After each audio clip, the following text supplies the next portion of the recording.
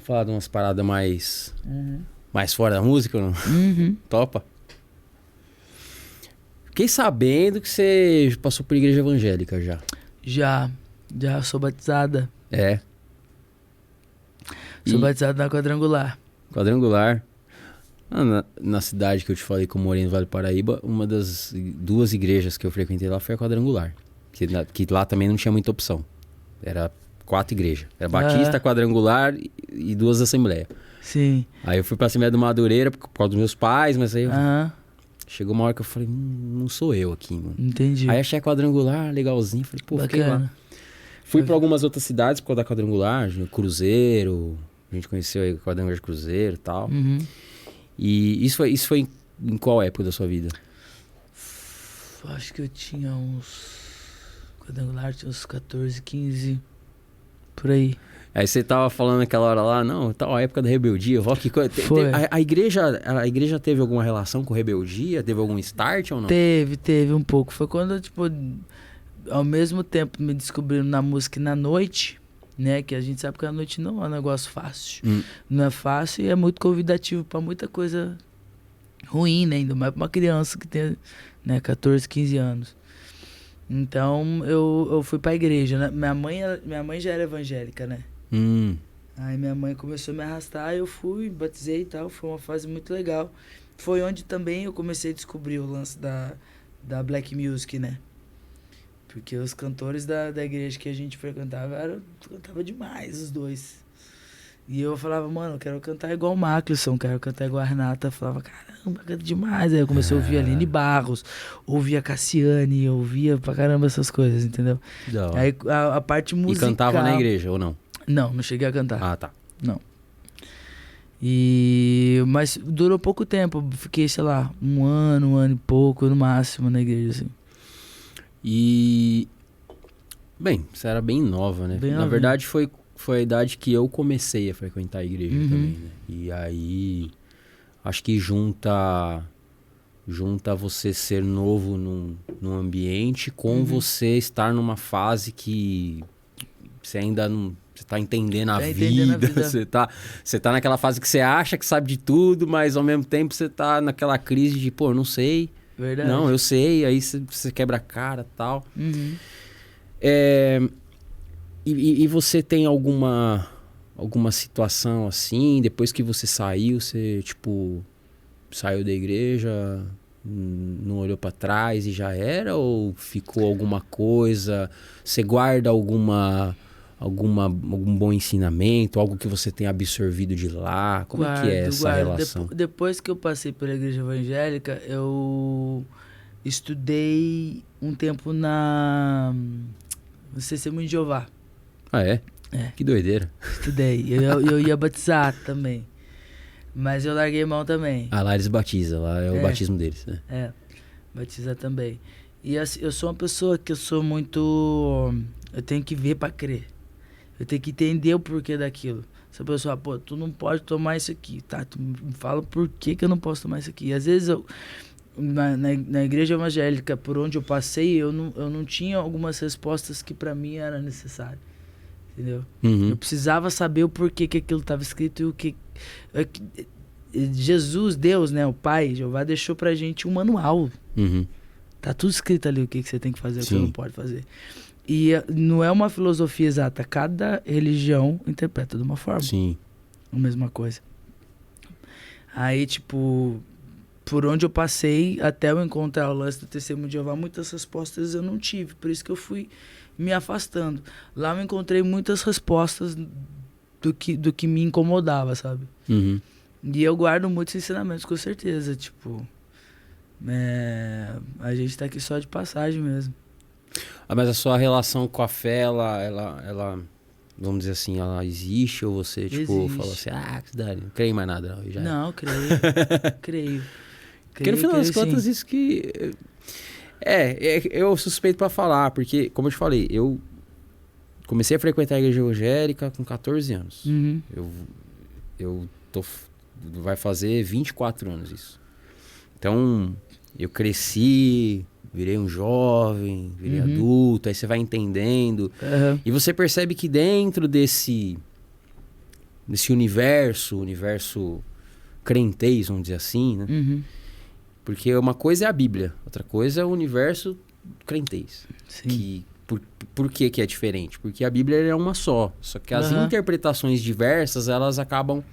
Eu acho que até é normal isso, porque tem gente que vai ver... Aliás, eu fiquei surpreso dele já de ser azul. Eu olhei ali e falei, nossa, é azul, eu já tomei esse trem, só que eu tomei sempre dentro da lata. Eu nunca, Esse é o de água de coco, É coco com açaí. Bom. Muito louco. Vai ter gente que vai falar, não, é azul. E como que você faz a pessoa? Se a pessoa... Não, é verde, por exemplo. Então, não, mas é azul, não, é verde. Enfim. Então, como é que você... É a visão de cada um. Só que aí, ao passar de muito tempo, você começa aí...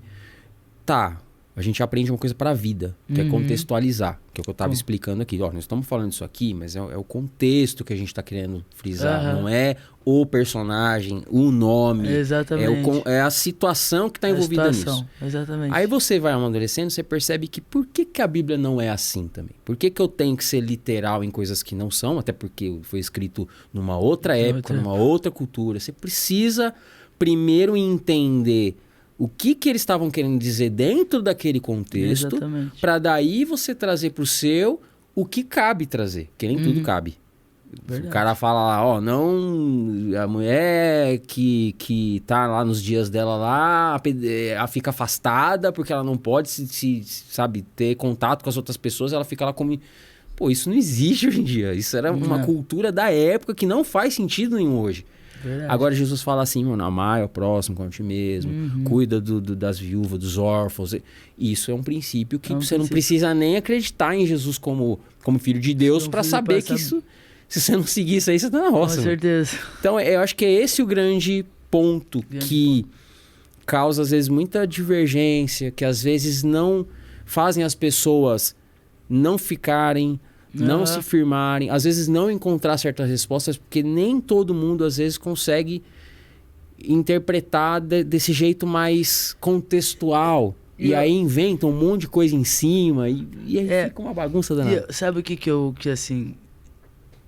Eu acho que da maioria das vezes que eu me afastei das igrejas por onde eu passei, porque as pessoas colocam muito Deus como juiz. Né? Vai ser o cara que no final, pô, tu faz isso, tu vai pro inferno. Ah, você vai pro inferno. Ah, você traiu, você bebeu, você vai pro inferno. E, mano, a Bíblia inteira, Deus ensina que ele é amor. Se liga? Sim. Tipo, ele é justiça também. Sim. Mas antes de ser toda essa justiça, ele também ele é amor, se liga? Então, acho que pelas minhas questões que eu acabei de falar, eu sou homossexual, enfim, tal. Por essas questões, muitas vezes eu ia pra igreja, enfim, pra ouvir uma pregação normal. E lá, vou hoje. Ia lá, pô, todo mundo, a pessoa que ia me dar estudo, pô, chegava nesse assunto, falou, eu quero ouvir outra coisa, a não ser que eu vou pro inferno porque eu me relaciono com mulher, entendeu? Eu quero saber outras coisas sobre Deus. Se liga? Aí você acaba... Você tem uma sede de uma parada, as pessoas, em vez de ter a sabedoria de falar, beleza, vamos...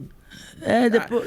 Não tem problema, tipo, eu não sei se era isso que você pensava, tipo, tá bom que você pensa assim, tudo bem, mas me fala o que eu vim procurar. Nem que pensa, beleza, me mostrou, tá aqui, tá escrito, ok, mas é uma questão minha direta com Deus. A salvação não é individual. Então, na hora que eu sentir, que for a minha hora de sentir isso vai mudar.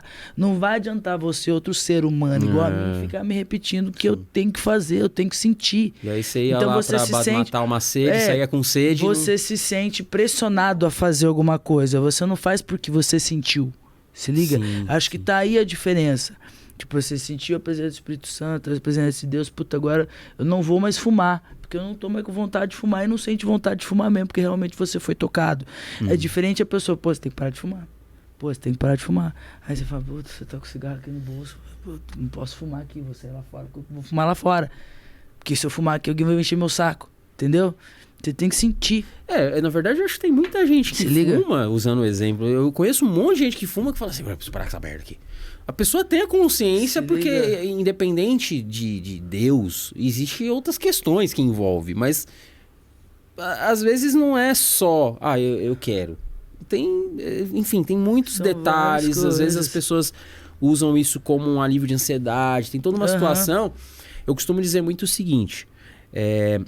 Igual você falou sobre Deus ser justiça, isso é óbvio. Eu costumo dizer pra galera o seguinte. Eu nunca li a Bíblia inteira.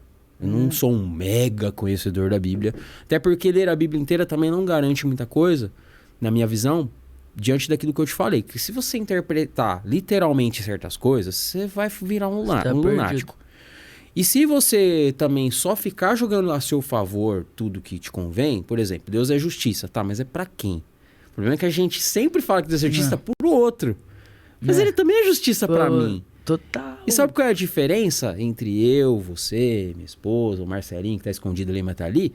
Talvez a diferença nossa seja só os tipos de erros. Vamos dizer assim. A gente peca até em pensamento. Então, se você tem a crença de que, pô, eu erro, ou peco, porque de repente o cara fala assim, pra mim pecado não existe. Tá bom, mas o erro. O erro, você vacilar com uma pessoa, você pisar na bola com alguém. Todo mundo faz alguma coisa que em algum momento não deveria fazer. Exato. A diferença é o que cada um faz. Então, talvez pra você seja uma luta, uma questão que pra mim não é. E aí eu falo assim, tá, mas eu faço outras coisas. Exato. Mas tem gente que mente, tem gente que é automático pra ela. Então, eu tenho muito esse pensamento que é o seguinte. A galera fala muito... E com as redes sociais isso ficou um saco, né? Tudo, na verdade, né? Mesmo fora do âmbito religioso, tá tudo muito difícil, muito chato.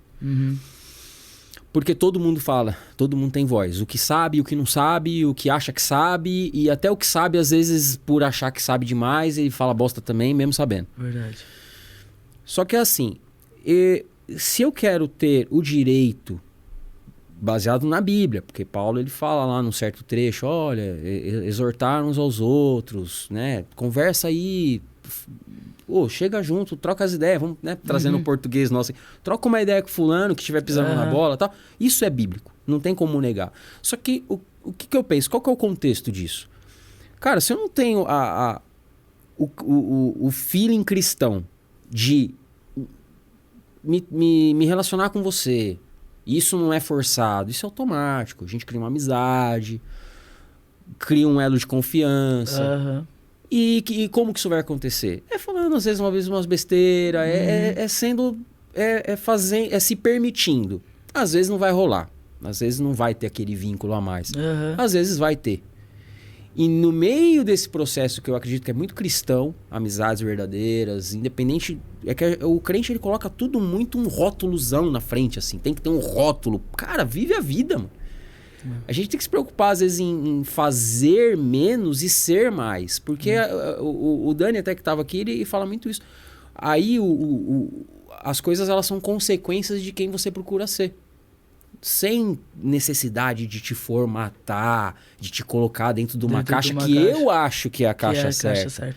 Então, aí a gente criou um vínculo, aí eu vou chorar quando você chorar junto com você, quando você se alegrar, eu vou me alegrar com você também, porque a gente vai estar ali, mano, na alegria e na dor, tipo um relacionamento, tipo um casamento, amizade verdadeira.